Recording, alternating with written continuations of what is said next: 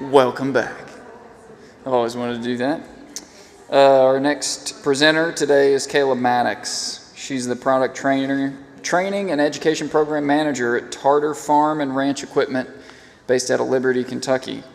She's been with Tartar for over 13 years and has been involved in product development, sales, and marketing. Currently, she's focused on education and sharing her knowledge with others on Tartar products, uses, and safety. She has a lifetime of experience on her own farm raising cattle, horses, poultry, small animals, gardening, and farming. She has experience with large farms to hobby farms across the U.S., and I think you'll enjoy what she's got to share with us today. And then one other quick reminder, if you're going on the Buffalo Trace bourbon tasting, probably should leave here right at 4. I don't want to have to interrupt Kayla, so I'm just going to go ahead and say that now. And on the back of that ticket, there's instructions on where to park. So let's welcome Kayla Maddox from Tartar.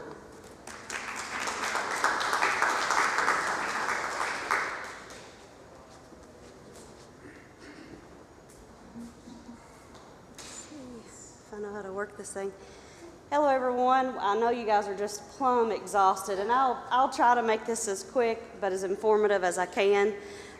Who here has ever heard of Tartar Farm and Ranch Equipment? Sorry about that, guys. Sorry. A few of you have, so that's cool. So Tartar's based out in Dunville, Kentucky, and we also have a plant in Utah. We manufacture, story of my life.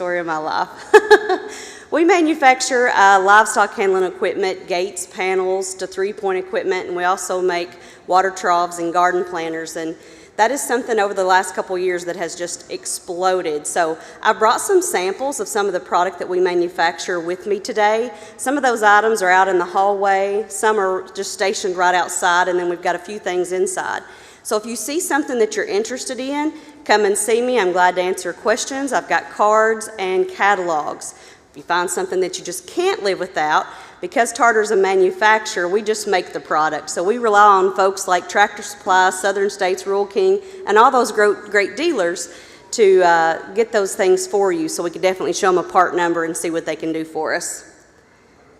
To get started, one of the things that's really popular at my house and in Tartartown, we call it, is container gardening. Because I travel so much, it's almost impossible for me to raise the traditional style garden. I don't have time to enjoy it, much more be able to reap the harvest from it. So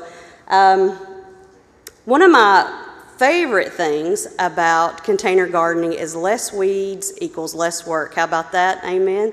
I'll take it. The other thing about gardening in containers is that we can tailor the soil to whatever we're planting. So if some of us are really good and handy at growing succulents, we're going to need a different type of soil than if we were going to grow tomato plants, right? Where I live, the ground is very poor, so I have to rely on whatever type of quality soil I put in my containers to do the work for me. You may live in an area where you're concerned about the past husbandry on that land. Could be battery acid somewhere, could be a lot of terrible chemicals that's into that soil, and you want to be always conscious of that. So container gardening, we can definitely bypass that problem. The other thing, what I love about container gardening is we don't have to have that large equipment. We don't have to invest all that money in that, and you can absolutely garden anywhere. There's a really popular school that we work with out in California, and their containers are right on their rooftop. So what a great thing, right? This is some of the containers at my house. This is our raised bed containers. They're actually just bottomless. You can put those onto the ground, get right into planting. You don't have to worry about root depth. You don't have to have any tools. You can put those guys on the ground and you can literally grow anything. We do manufacture these to where they are 6 foot and 8 foot in length. You're able to reach from side to side, and they're pretty handy. This is actually a water trough that we would water livestock in. This one was really, really popular, so you don't have to bend over as far. And one thing I would want to share with you guys, although this is a popular model, you will have to have some tools. You'll need a drill bit to drill holes in the bottom of this container.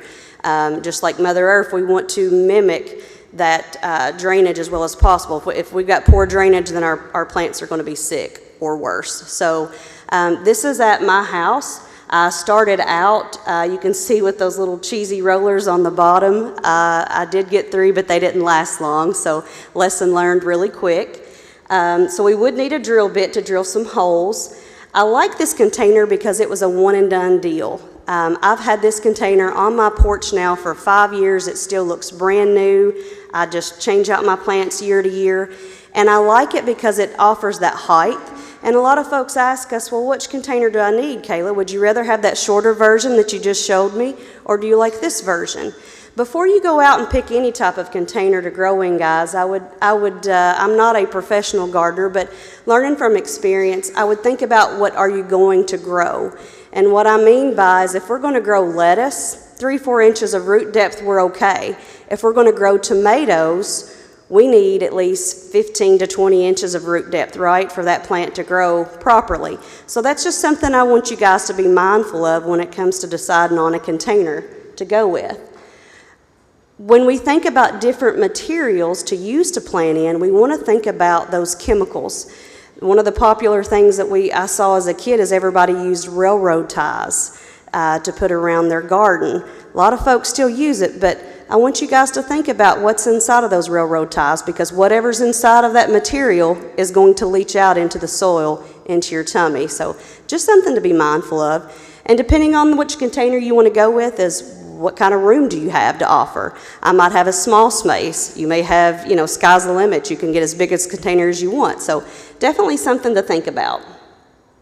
I wisened up and I went to my local Harbor Freight and I bought this little furniture moving dolly to set this under my container. I'm doing 2 things here, guys. I'm able to move this container when I need to put in more soil or more compost. I can roll that off to the edge of my porch. But the other thing is, because I have holes drilled in the bottom for drainage, I don't want that water to sit in there and become saturated. I want to invite a little area for that water to have a little area to come out. I don't have a lot, but when I'm watering it, and if I get some at the bottom of that tank, I know I've got too much let off, right? So when it comes to gardening in containers, there's tons and tons of different materials that I've seen and that I have used.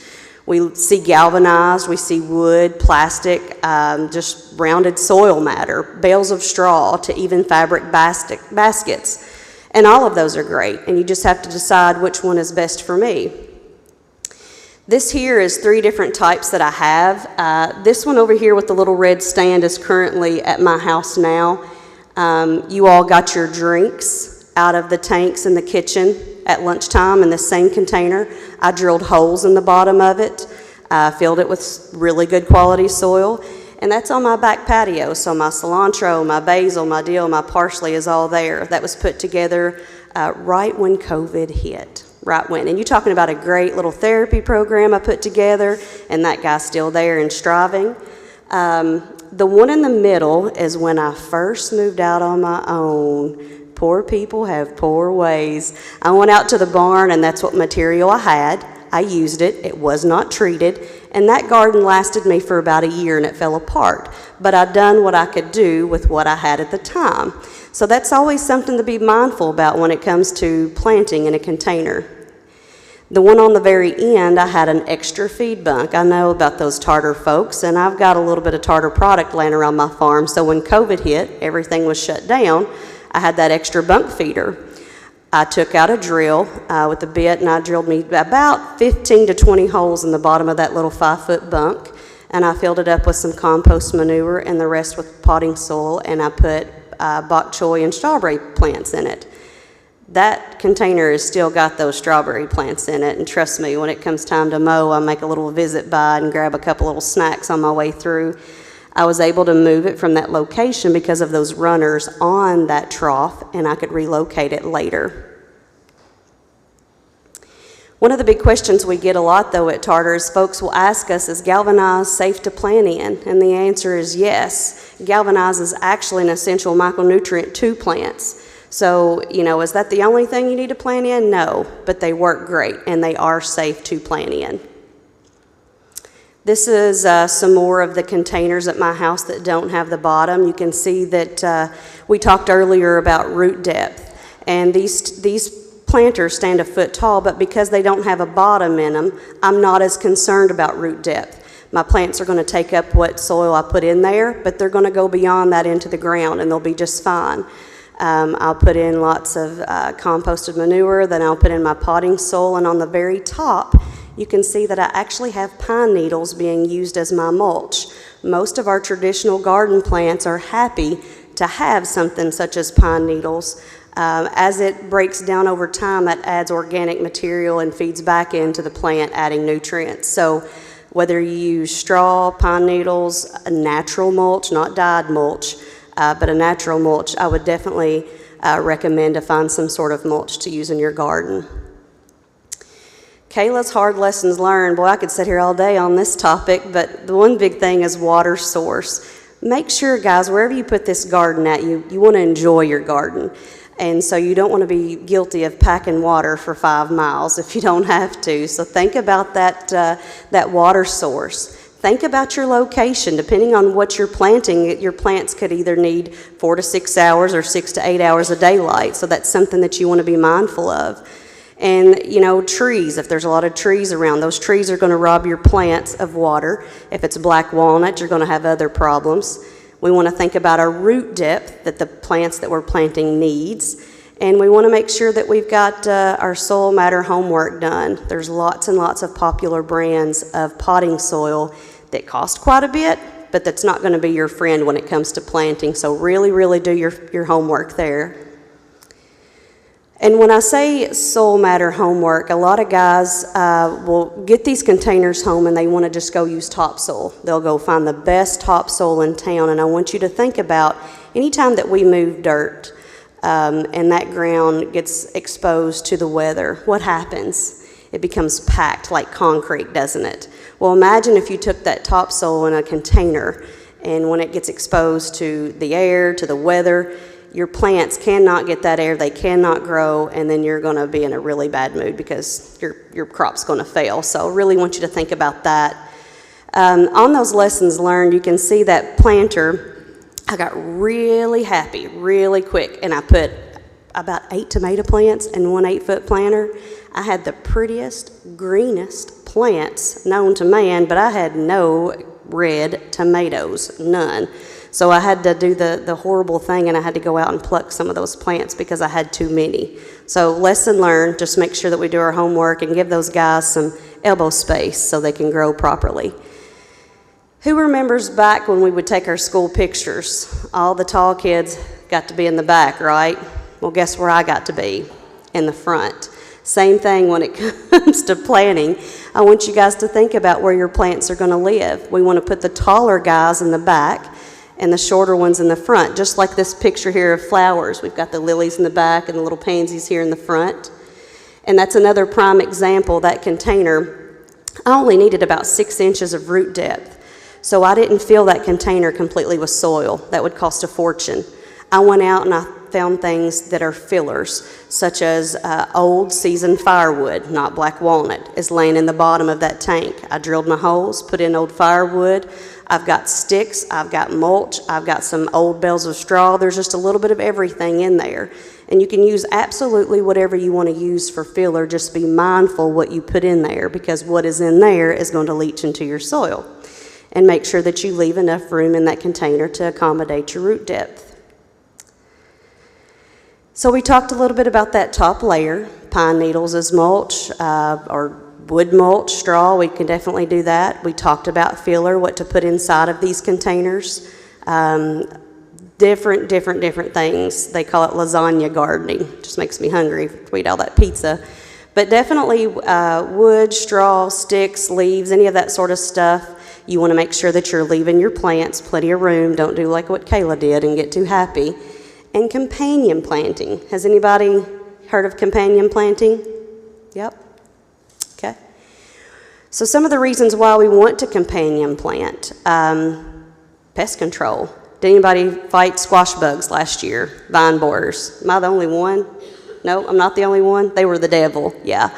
So definitely some could help us out on pest control and pollination. We want to definitely boost fertility. And just like us, some plants prefer one neighbor over the other. Some of our plants don't do very well with having certain neighbors. Some plants do really well with certain neighbors. So that's something before we just go to planting whatever, we want to do our homework on our soil, on our container, and what plant wants to live next to who. I don't know, how can I make this video play? It's just a little quick video.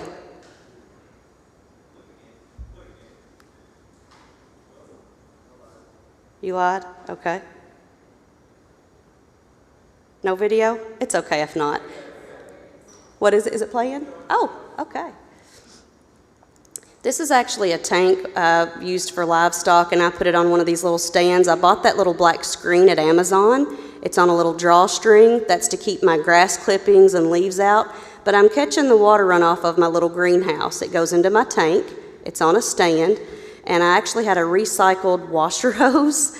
I got a 3/4 spigot. I put that on my tank, and all of my plants in my greenhouse, guys, gets watered with rainwater, all of my seedlings. My papa taught me years ago, if you want your plants to thrive, that's the number one, is good, clean water, and we've heard that today. Can't go wrong there. I use that same method in my garden. Here are the items that I use to create the little rain barrel, if anybody is interested.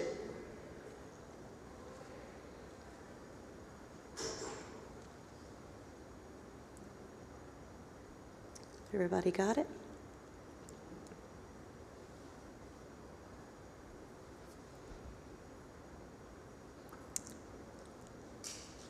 Okay.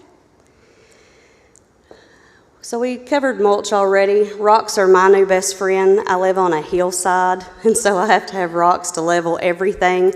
But I also mentioned, because I filled this container with holes along the bottom to allow it to drain, I didn't want that sitting directly on the ground. That would slow down my water. So I've got rocks underneath there to set it up to help it drain. That was in an area one day for a photo shoot for work, and so those flowers, of course, went away, and I since then have filled that with cactus. It is loaded, and the prettiest yellow blooms in July, and I have literally not touched it. It's got pine needles for mulch, and it is full of cactus. They live all through the winter. They do great, and my cows, my nosy cows, have left those alone. Make your own compost, guys. You want to do your homework before we just go and throw in everything in the fridge in there. So do your homework, but definitely make your own compost. It'll definitely save you a little money in the long run. And we've heard a little mixed review about this today, but I like to hide those Amazon boxes from my husband, so I'll peel off all the labels, I break it down, and I put those in these tanks with a little manure, and as it breaks down over time, it puts back organic material back into my soil. And my beds are loaded with earthworms. So if your earthworms are happy, your garden's going to be happy.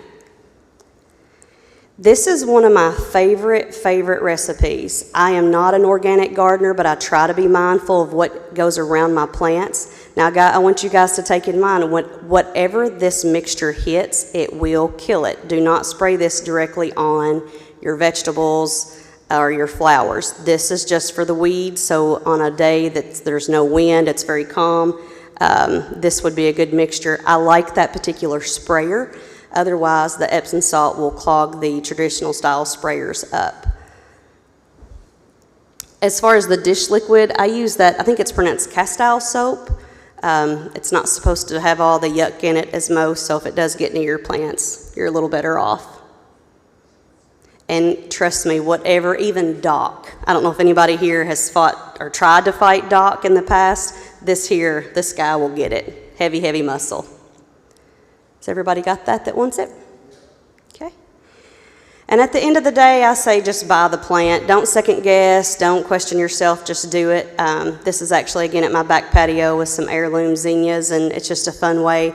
Once those guys play out, I dry the flower heads. I deadhead those. I dry them out, and then I give those to others as a gift to my mailman. I dried out flower heads, put them in a little used jar, and I put to the best mailman in the world. Love the Jeffries. So just another way to share. Now what I'm going to do is I want to show you guys a tank that I brought along. It's actually a water trough for livestock, but we made a lid. And this lid has got hardware cloth on the top, and we've got some lumber here that's hinged. That will keep those little feathered animals you're keeping inside and not come out.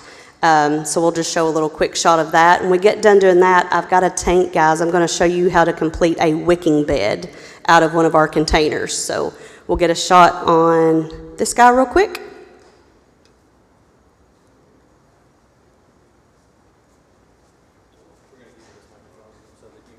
Move around. Okay. It goes like over your ear and be like Janet Jackson.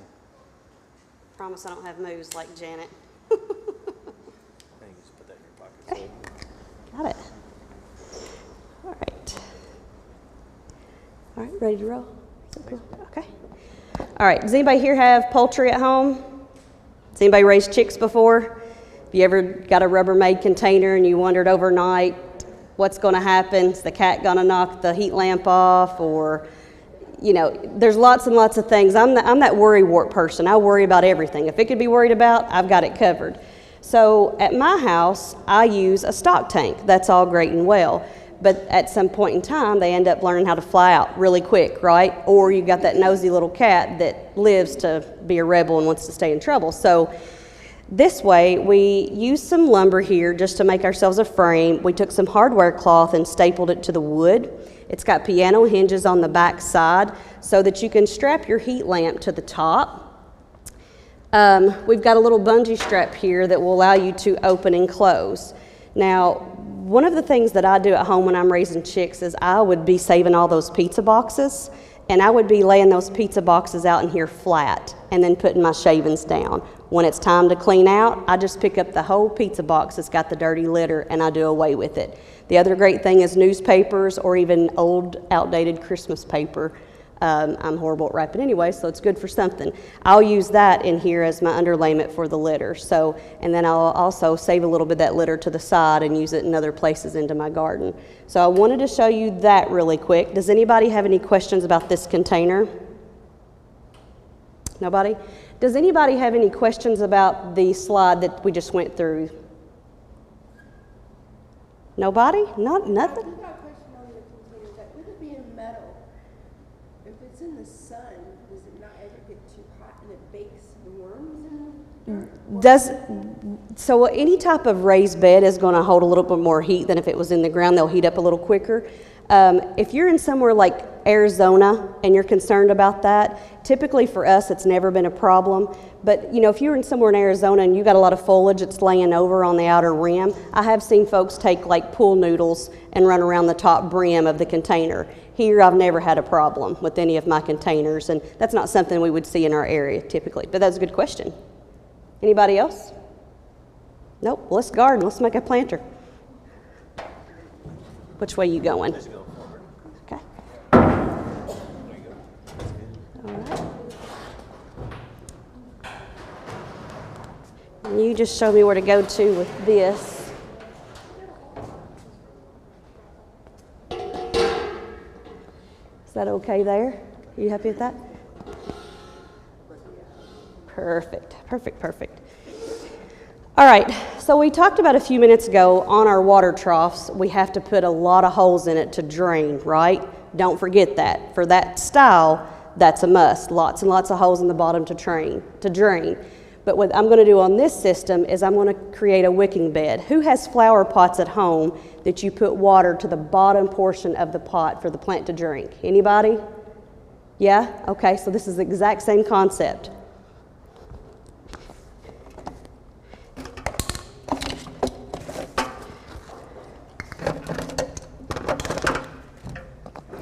All right, so this is our water tank stand, and then this is our, we call this a GUT 21, I'm sorry. It's 2x1, just a little round stock tank. You can use any size tank that you want. Along today, I've brought 4-inch corrugated pipe, okay? You'll want to cut this pipe and line the inside of your container with it. Can you all see that inside there fairly well? Okay. All right, so we've got our corrugated pipe all along the bottom. Now, depending on what size corrugated pipe you use, it's very, very important to remember this note. I've got 4-inch pipe, so I'm going to come from the bottom of my tank here and I'm going to come up 3 inches. Whatever size your pipe, you want to do an inch less than what the pipe is. It's important to leave 1 inch of airspace between the water that's going to set in there and the top of that pipe. You guys with me? Following me? Okay. All right, Mr. David, give me a hand if you don't mind.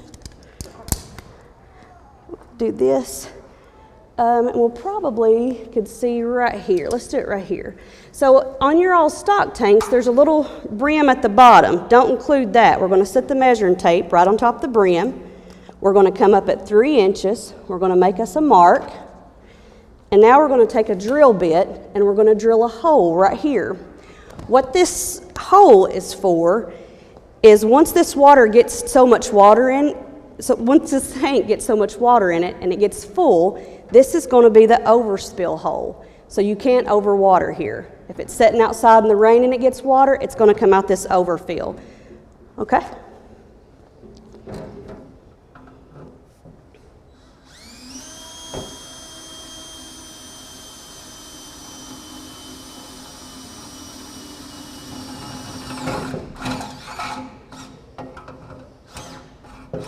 All right, thank you, David.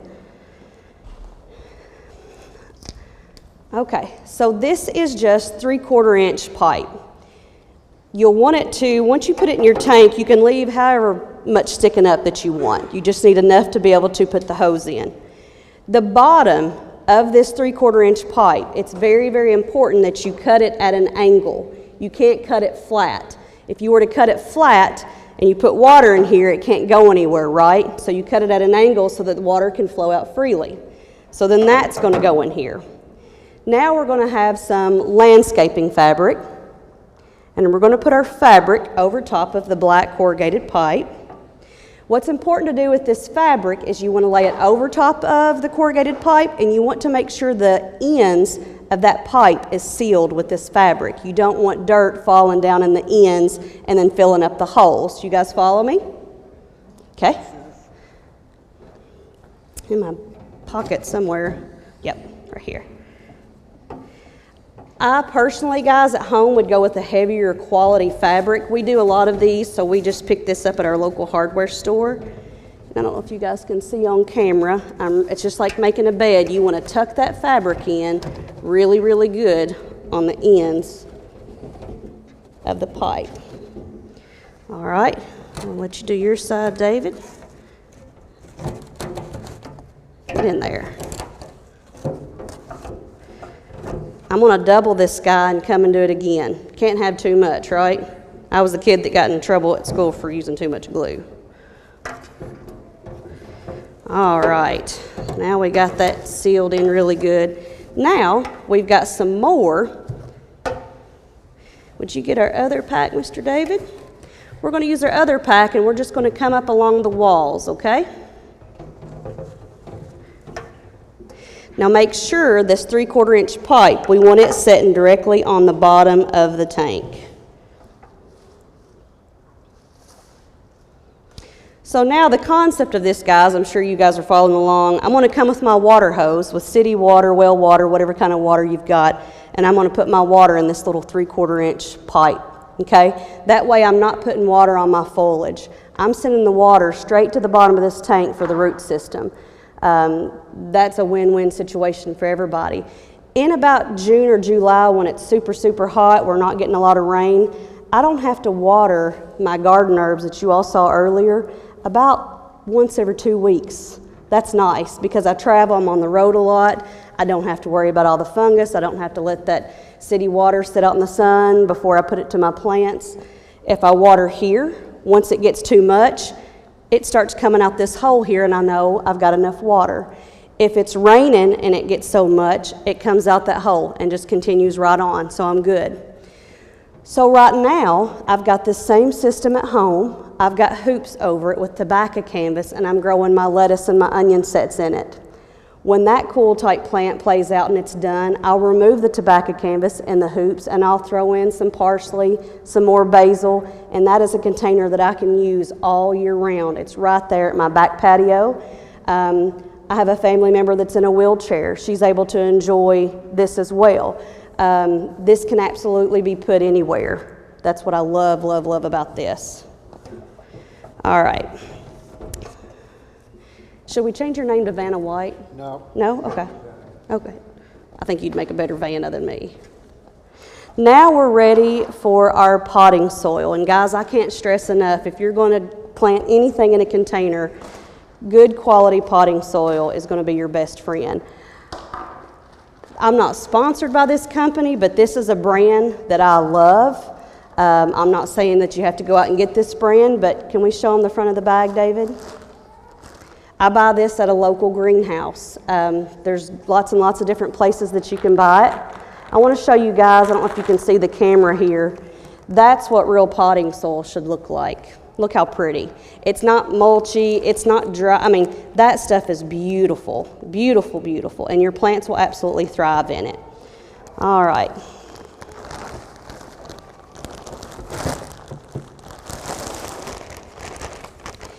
We've got for this container, it's 2 by 1.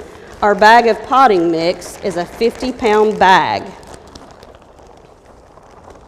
And it's almost going to have the job done for us.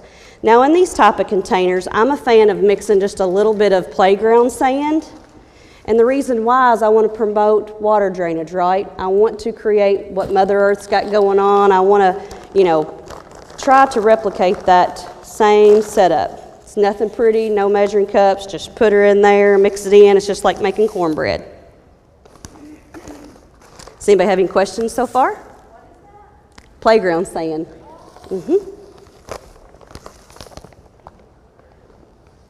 Anytime you start planting in containers, because it is confined, yes, thank you, David, we want to make sure that we're helping that water be able to filter through. Any type of soil in a container has the tendencies to get heavy. If you've left a flower pot outside over time for any length of time, that's what happens. So sand is going to help keep moisture in there, and it's going to help also at the same time, if this makes sense, going to help it drain all at the exact same time. This is some peat moss. Anybody here use peat moss in their gardens? Love, yep. I was a little short on dirt, so we're going to make up with it on this. So if I were at home, I would make sure that I put a little fertilizer to the soil right about now before I filled it completely full with potting soil. That way my roots would be able to get right to it. Then I would finish it off with the rest of the potting soil after I put my plants in. And then I would top it off with some sort of mulch. Look how pretty. Yes, sir.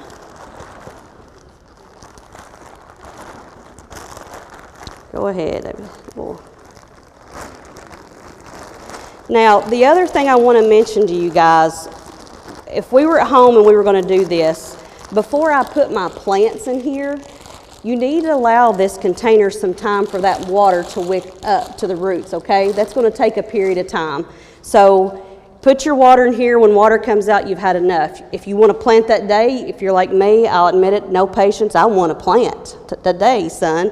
Then you can go ahead and put some water in the soil and just have it good and moist. And then just keep an eye on it until that container has time to wick all the way, okay? Does anybody have any questions? Nope? All right. Have we decided what we're doing with this, Dr. Lay? I will say this, it is not going home with me, so I don't know where Jesse went, but maybe they're doing it tomorrow. So yeah, now I'd put my plants in, add a little water, and then you're golden, guys. Just remember, any size container you can do this in, got to have that drain hole. That drain hole has got to be 1 inch less than what the actual pipe measures. You could do it in that tank right there and use 10-inch pipe. Just come up 9 inches, put in your drain hole, put in your fabric, and roll on. Okay? All right. Hope you guys enjoyed.